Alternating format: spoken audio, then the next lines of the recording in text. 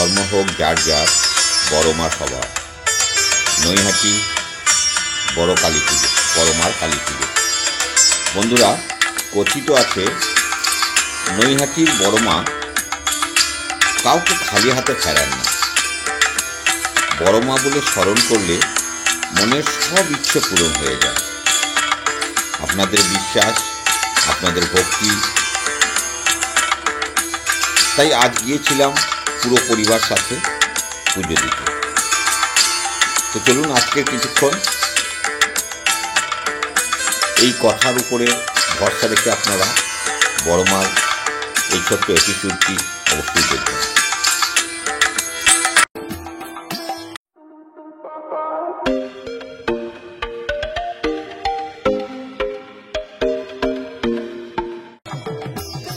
আমরা গেছিলাম ব্যারাকপুর থেকে বাই ট্রেন নৈহাটি। স্টেশন থেকে নেমেই পায়ে হেঁটে 3 থেকে 5 মিনিটের রাস্তা, একদম কাছে।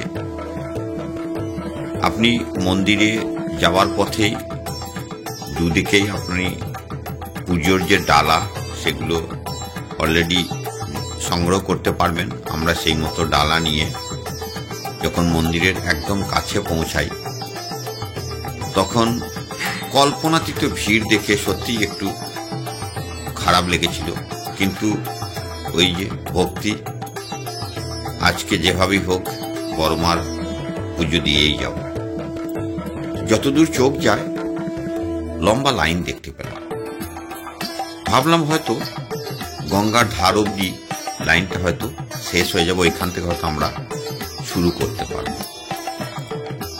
কিন্তু আস্তে আস্তে যতই এগিয়ে যাই ততই লাইন শেষ অবধি দেখতে পাই।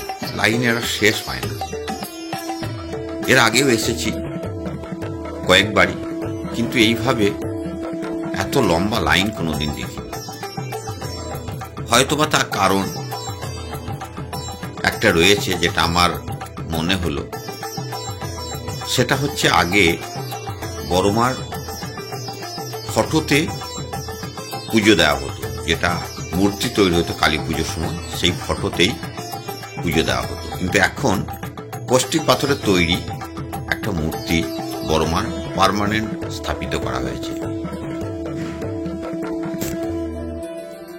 আমি শুধু আপনাদেরকে এই লাইনটা পজ করে করে দেখানোর চেষ্টা করলাম। প্রায় 1 কিলোমিটারের উপর এরিয়া কন্টিনিউ লাইন। দেখুন, গঙ্গার ধার অব্দি এসে লাইনটা টার্ন হয়ে গেছে গলির ভিতর দিয়ে। আরো একটা রাস্তা যেটা বেরিয়ে গেছে।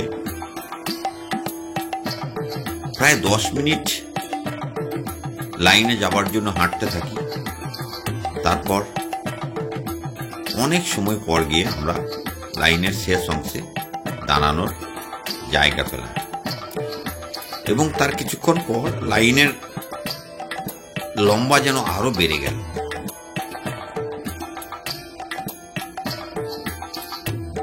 প্রায় 3 ঘন্টা অপেক্ষার পর আস্তে আস্তে আমরা পুজো মন্দিরের কাছে পৌঁছালাম। মাঝখানে কিছুটা ব্রেক থাকে, আপনারা হয়তো বোর্ডে বা ফেসবুক পেজ থেকে আপনারা জানতে পারবেন। 1টা থেকে 1:30টা অবধি যখন আরতি হয় তখন কিছুক্ষণের জন্য গেটটা বন্ধ রাখা হয়।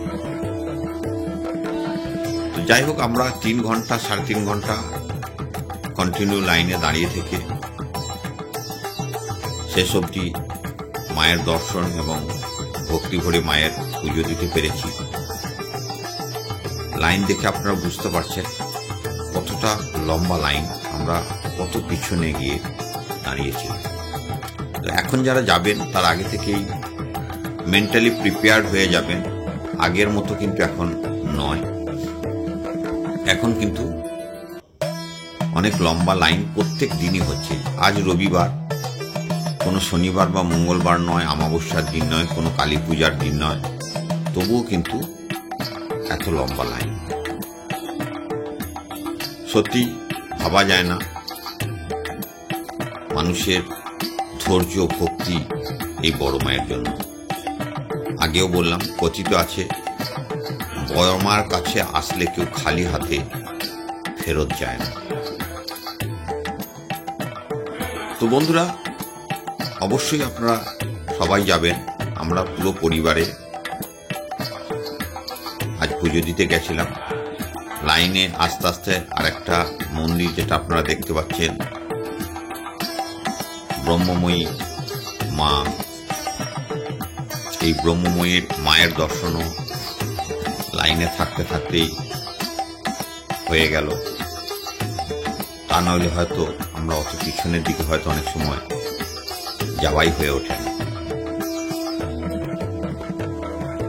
এখানেও কালী মূর্তি রয়েছে, এখানেও প্রতিনিয়ত পুজো হয়।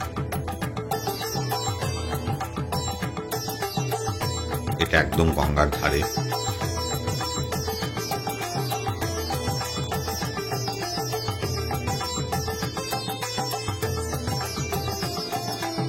এবার আস্তে আস্তে আমরা মন্দিরের কাছাকাছি এসে গেছি।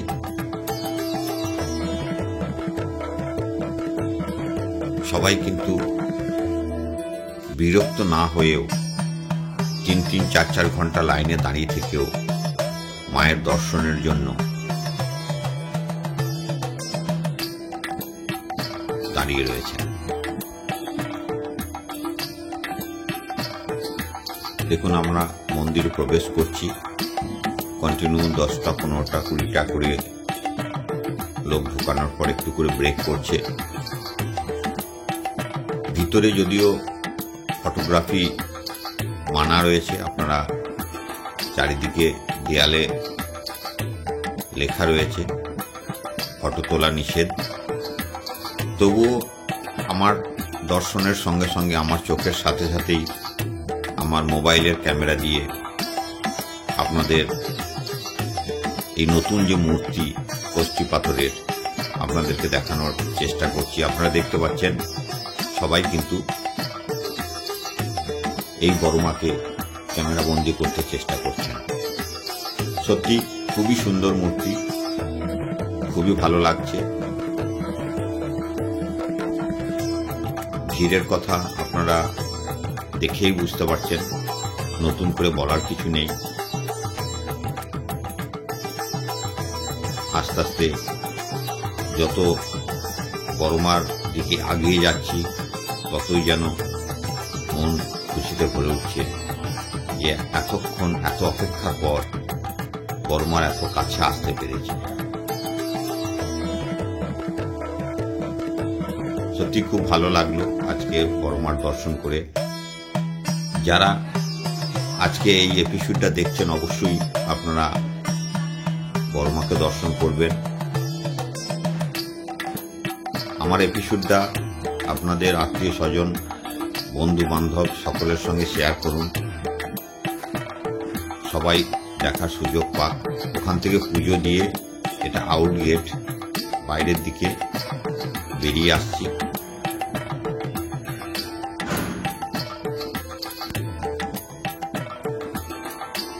আমাদের পুজো দিয়ে বেরিয়ে আস্তে আস্তে প্রায় 3টে বেজে গেছিল।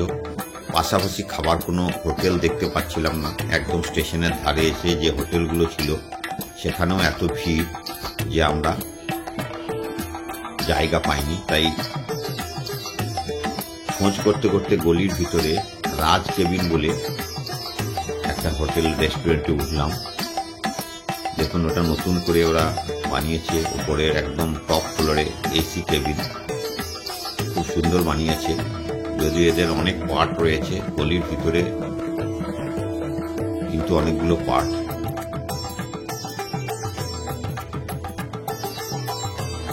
যে মতো ওদের সিন সিনারি বা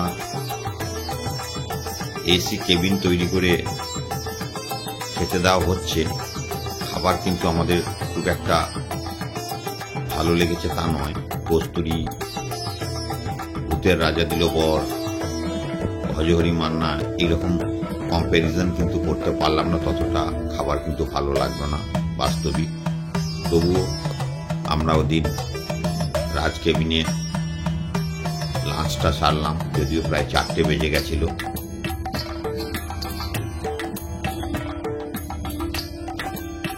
সকলকে শেষ অবধি দেখার জন্য অনেক অনেক ধন্যবাদ।